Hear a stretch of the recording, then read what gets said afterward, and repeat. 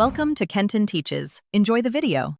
In this video, I will explain how to make soup in Yeeps.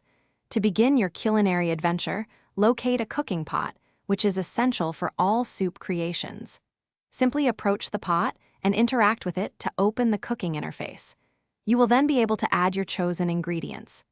This foundational step is crucial for preparing any of the many delicious soups available in the game. For a quick and easy start, let's make a classic tomato soup. You only need one ripe tomato for this recipe. Simply place the single tomato into the cooking pot. The pot will then begin its cooking process automatically.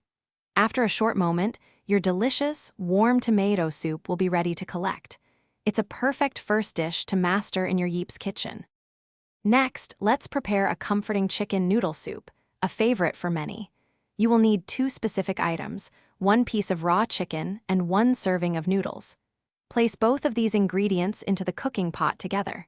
The pot will then work its magic, transforming them into a hearty and satisfying meal.